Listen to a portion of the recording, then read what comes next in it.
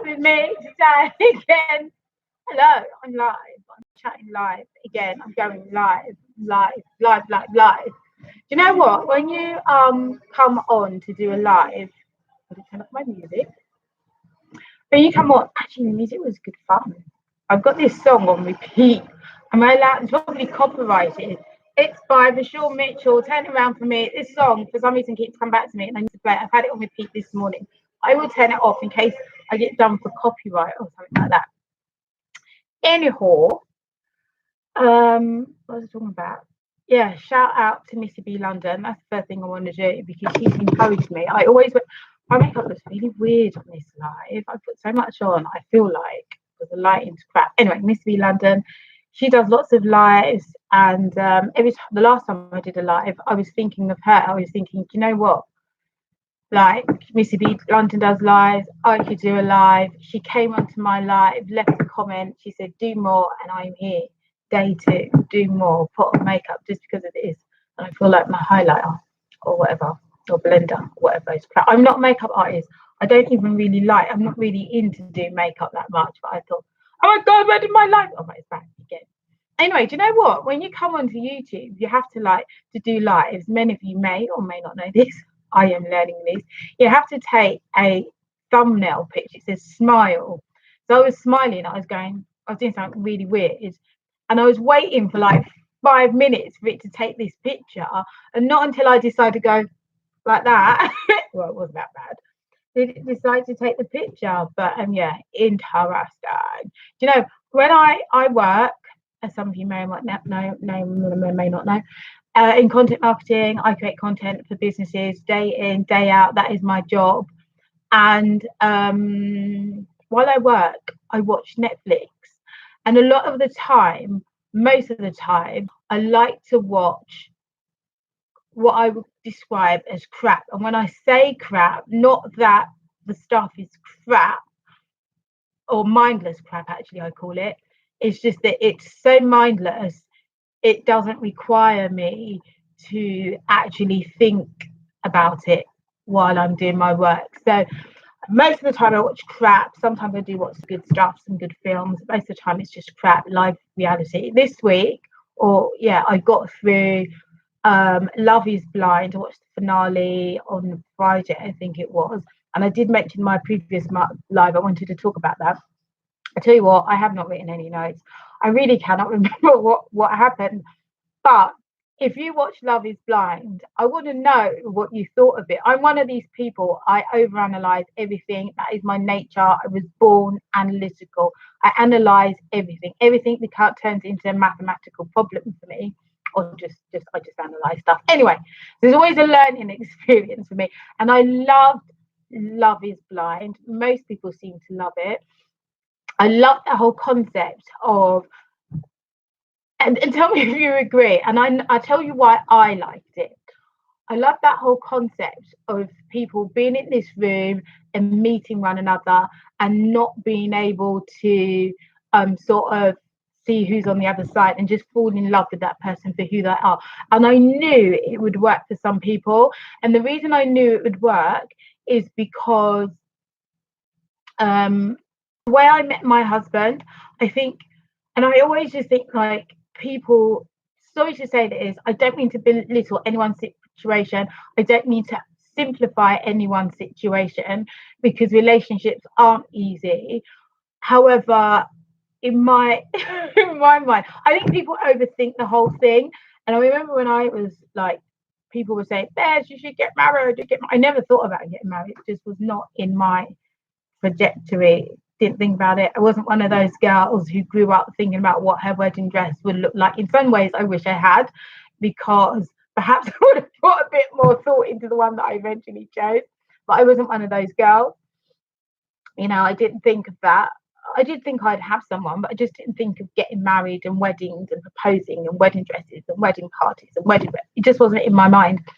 So anyway, the way I met my husband, people have been saying, get married. And I go, okay, right, I'll get married. And they said, have a list of who you want. I was like, oh gosh, okay. And I had like a really basic list because honestly, marriage was not on my mind. And I was like, my husband should look like this. amen, because people said I should pray for it. He should look, and that was it. I did one simple prayer. My husband should look like this, and I won't tell you who he looked like because it's really embarrassing actually. And I went about my business, got with my life, and my husband come along, and he looked nothing like my husband, like my prayer husband. And I thought I was, how old was I, 24 or so, and I actually thought I'd never get married till I was like in my 40s, if I did get married. And so when my husband come along, I was like, no, I can't do this. But something happened, and I don't want to go in it because I think talking about at this point of time trivializes it. But like I had this sort of awakening moment where I went, oh my God, this is my life partner. And it wasn't about the outward. There was like this feeling that like I was meant to be with this person for the rest of my life. And it has worked out brilliantly. And I didn't go on what he looked like, what he had, what he didn't have. It just all the physical things that people say, oh, there's no sexual attraction, and sexual attraction is really good. I feel like a lot of people get married because they fall in love with the physical first, whereas I think I fell in love on a spiritual level first of all. And I think when you're in that situation which you have on the Love is Blind set, where you can't see, I feel like it's easier to connect on that emotional spiritual level than it is compared to when you see each other in the flesh. So that's why I was up for it. I was like, yes, this is really gonna work.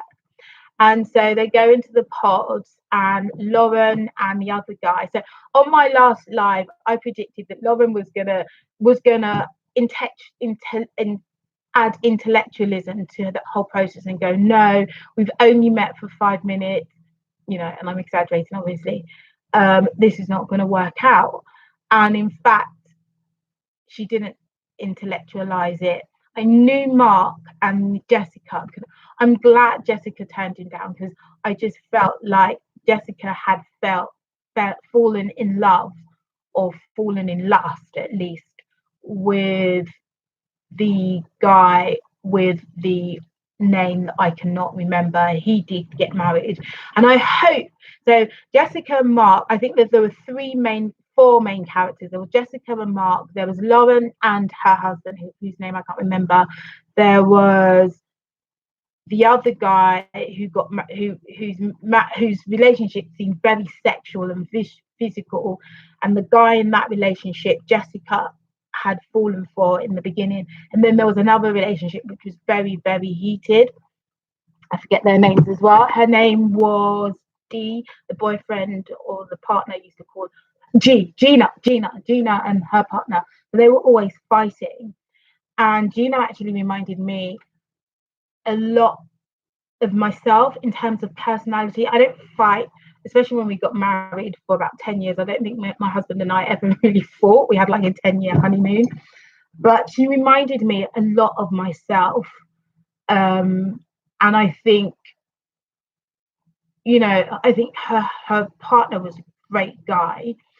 But I think for someone like Gina, for not only did she not really recognize some of her perhaps weaknesses, I think perhaps she needed someone who was willing to help her through that. And no disrespect to the guy, but marriage takes so much from partners. It takes so much. And I think it also requires you to say, I want to see you win. I'm in love with you. I know you're not perfect, but I want to see you win. And I'm going to work through the tough times. And I don't understand the relationship fully. And I'm only commenting on a surface level. I do not know these guys, but on a surface level, I just feel like Gina was in a place where she needed someone who was able to prop her up and help her grow and help her to become a better person. And maybe she did know that actually, but that guy wasn't able to bring it through it. And I think she really, really loved him. It's a shame that didn't work out, but I think it probably required a much stronger guy. And I can understand where he's coming from. She had so many issues that it would have been difficult for him at that time to see that they were ever going to be able to make it through. He would have had to have a complete unconditional love. And I'm not saying he didn't, because I don't know their circumstances, but it just took, I think it just would take a really clever, wiser person to have dealt with Regina. So maybe it was a good thing, but maybe it was his time. But I don't know. That is my comment on Gina. And then Jessica, oh my goodness. I mean, it was clear she was going to say no at the altar. She didn't have anyone there to give her away. I just felt all the way through, no matter what she said, she was in love with the other guy whose name I cannot remember. She was in love with him, or was in lust with him. She fancied the pants of him, and she couldn't get over that at all. That guy was a good guy. Her boyfriend or partner, fiance, Mark, he was ready to settle down, and I think it worked out for him. I think she made a good choice for both of them. She wasn't ready, but then at the same time, I kind of feel like people wait, because she made a statement. Sometimes, like with my husband, just to sort of explain where I'm coming from. With my husband, he is one of those men that has everything that you want in a partner.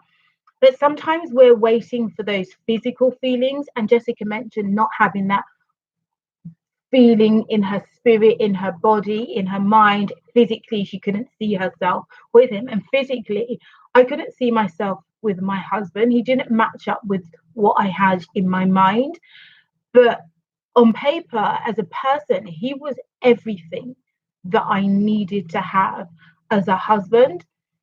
And in my opinion, I feel like when we start to wait for fuzzy feelings as an indicator as to whether, and I was fortunate because at the same time I did have this kind of not fuzzy sort of sexual lustful feeling, but a subtle, like, amazing spiritual connection,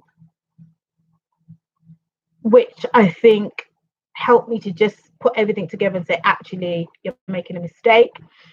This is a good guy. She was like, no, I don't have that physical feeling. And I didn't really have that with my husband, to be honest. And I feel like sometimes when we're waiting, because I've heard girls say he's got to be 6'1", he's got to be slim, he's got to have this physique, he's got to have that physique. And when they don't get that, they're not getting married. I'm fortunate because I did say I would not marry someone who looks a particular way, because that would have been really hard for me to get over. So I was fortunate that my husband's quite slim and he's remained slim, and I've told him don't ever get fat, although he has got a bit of a pot belly these days. I love you, baby, with your pot belly. I don't know, I'm rambling on. I don't know if any of this is making sense, and if you agree with me, let me know. But I just think sometimes we overcomplicate this situation. Does he fulfill all my needs as a person? Is he going to be a great person? And love, I mean, it has so many elements. And then people are like, oh, I have to get married to the person who I'm sexually attracted to. Sex is so important. I have to feel that sexual thing. But I feel like sex is something that should evolve and get better over and over again, like all the time. Like, doesn't have to be perfect on day one, but people are like, if it's not perfect on day one, it's never happening. That's the impression I get from that show and some other shows and things that people have said on reality TV shows. I've never got the impression that people are like, we're married for life, I'm willing to work on the sex part. Maybe there's something I'm missing, because, like, I don't know, if sex is sex, isn't it? Like, seriously, like, I don't know. Like, I suppose if it's crap sex, I don't know. I just think sex can get better. It should get better. It can be the same. It might not be great from the beginning as well. You teach one another, don't you? Right? I don't know. But anyway, sexually, I think Jessica's thing was with Mark. But then again, I think Jessica just wasn't ready for marriage. She wasn't ready to commit. If you're ready to commit, then, love is enough to make it work. Love is blind. Is love blind? I don't know. I think perhaps I simplify the whole marriage and love thing. I feel in my mind, marriage should be two people who see life in a very similar way, which definitely Jessica and Mark did. They wanted to bring up their family in a very similar way. They had a similar outlook on life. And according to each of them, they loved one another. Isn't that enough? Isn't sex like a minor part of it that can get great afterwards? I don't know. I don't know. I don't know. I think that putting sex as a reason for not getting married to someone is the reason that so many people don't find a life partner. Then at the same time, I feel like there's this person that you meet, and you meet them when you're very, very young, and there's all the feeling, there's the physical attraction, there's this idea that they're going to end up being your soulmates. And some people do stay with that person forever and ever. Some people meet that person, they get married, and then it doesn't work out. And I feel like there's many reasons why that doesn't work out, which potentially can be resolved. I do feel like there's only one person you meet where, and I feel like that person that person turns up when you're really young. You know, it's one of your first loves. They have everything, like your soulmate, sexually attracted, physically attractive, emotionally attracted to them. Meet them once. That's what I think. And once you've lost that person, it's gone. And some people like forever trying to find that person. I don't think you have that with more than one person, personally. And that's why I suppose as a Christian, sometimes like I attest to that whole no sex before marriage thing, because then it eliminates you meeting that person, having sex with them, and then losing them. But if you meet this person and you have full support from friends and family, from people around you, and you have all those feelings, and like I feel like as well, marriage should have support from the right people who are equipped and knowledgeable and able to support you. I'm rambling on a bit.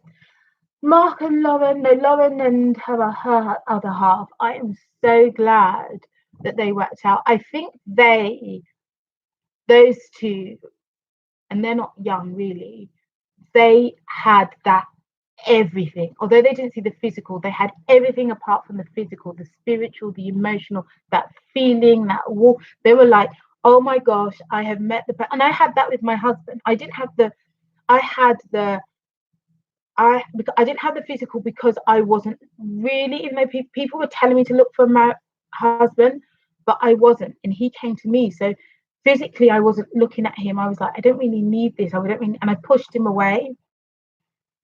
But something happened on an emotional and a spiritual level and a physical, in that I could feel it. And I feel like that's what Lauren and her partner had.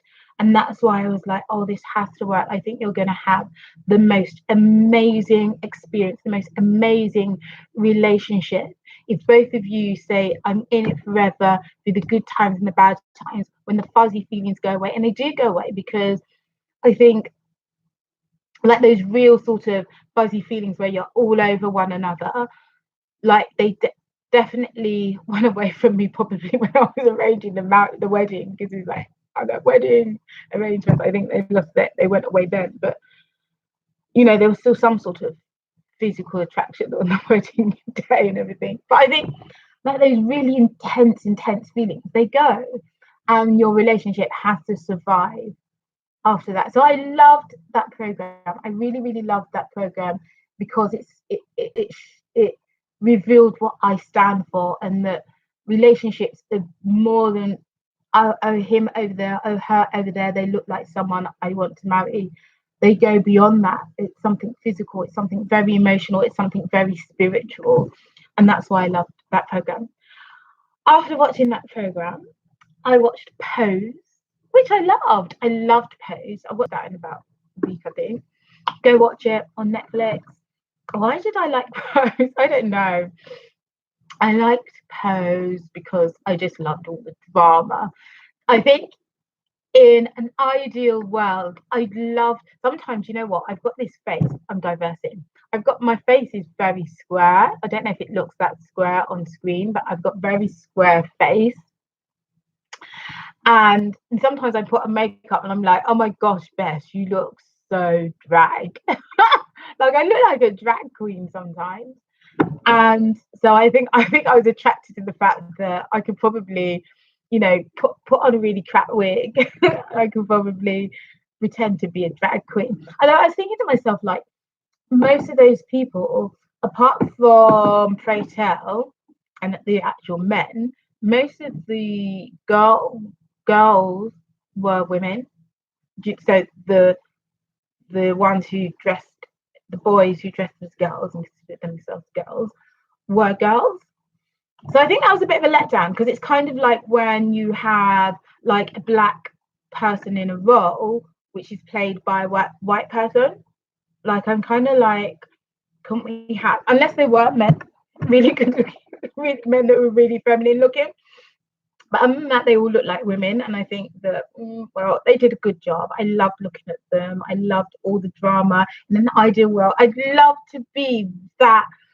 What's the word for it? Theatrical. I would love to be that theatrical. I would really, really love to be that person.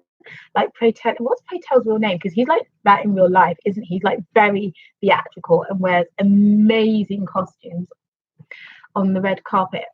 And yeah, so I think that was what I was attracted to. I love their physiques. I think everyone, disclaimer, I think everybody should have the figure that they want. I think everyone should have the figure that they want to have. Yeah, skinny, fat, in between, whatever you want, have it. So, and I particularly do like a very athletic build, whether slim or about my build or anything in between. I do really, really like that. I really, really like anything athletic. So they had all these really athletic looking girls, and I think that attracted me to the show as well. And it's just the theatrics of it all. And it had some very important stories. I love the story of motherhood there. I love the story of sort of growing up in African and Hispanic and Puerto Rican backgrounds, and sort of the attitudes um, to the gay community and growing up gay and religion and all that sort of thing, and being a mom and providing that support and helping your children to be the best that they can be. Those sort of topics and subjects that they covered, I think, were gripping for me. They were very, they did grab my attention. So I loved all of that, and I loved watching Pray Tell. I loved watching all of them. I loved watching I forget her name now. They had Evangelista and Abundance, the mother of Abundance. Oh, I loved watching her. I just loved the storyline. It was really good. So go watch it. I don't know if there'll be a season 2. I think it would be good to have a season 2 to carry on some of those storylines there. And now I am on to the trial of the little boy. I forget his first name, but I think his surname is Fernandez. And I do like watching, as some of you may also like watching, those sort of crime movies. And it's a tragic, tragic tale. So I'm watching that at the moment because, it's sad, but again, yeah, it's good viewing for me to have by my side while I'm work. I watch TV, I watch Netflix while I work. It keeps me company. So it's good gripping viewing while I do that. And while I'm not watching Netflix and working, I'm reading. At the moment, I'm still reading rereading Losing My Virginity by Richard Branson. And you know what? That has really, sometimes I watching it, I just feel like reading Losing My Virginity. I'm like, I live in such a small bubble. So many things I want to do. I need to it's encouraging me to be more adventurous. I need to do more things, like create a bucket list and think of all the things that I need to be doing. Like in life is like, we only have one life, and I feel like sometimes we get stuck in this routine of doing the old things, and there's so many things that we need to get out there and do to be able to say we've done. And so at the moment I'm reading about Richard Branson's sort of escapades in around the world, life-threatening escapades in his hot air balloons. And so yeah, so that's quite motivational, I would say, and sort of got me thinking about, you know, what more do I want to do in life, and do it now. So I think I'm gonna do a few more things and live a bit more of a varied life. And that is my life. That is my life for today. My throat is dry. I should have thought I can't talk anymore. I think I was more vivacious than the last one, but I'm tired. My throat is dry. So I need to go. Thank you. Whoever joins me today, do subscribe. I'll be back with more. I'll probably talk about what I've been watching on Netflix while I'm working, or something else. I've got a few other topics I want to talk about. I was thinking of talking about, I don't know how boring it will be. I don't want to turn out preachy. I was thinking about talking. I'd love to chat to people. I think this only works if people are online with me. So if you're going to be online with me and you think, yeah, Bess, let's have a chat, let me know in the comment section. That's my husband. 1 second. Give me 2 seconds, I'll call you back. Yeah? Right, bye. I've just realised that I don't have my proper microphone in, so I reckon the recording of this is going to be really crap. Anyway, what was I talking about? Yeah, I was going to talk about friends who don't support. And I want to talk about it in the angle of just, because it gets a lot of people down, and it doesn't get me down. So I wanted to share my thoughts and perhaps share ways in which you can just water off a duck's back. Life, God is a plan for you. That was not in tune. That did not make sense. But anyway, God's got a plan for you. You know, there's something in this life for you, and it does not require your friends' support. You can rise above that ish, man. Anyway, I'm gone. I've got to phone back my husband. But that's not the reason I'm going. I'm going for my face fly. Bye, people. Comment, like, subscribe, and tell me if you will come on and live chat with me and chat together. Let's talk, because I like talking actually. I'm a chatbot. That's funny. I think I'm a chatbot. You know what? When I get used to people, I like having, because I do like having in-depth chats, even though I am a person of few words. When they get to be in depth, I'm always one of those people that likes to talk in depth and stuff, deep chat. So let's chat, people, and take care. Bye.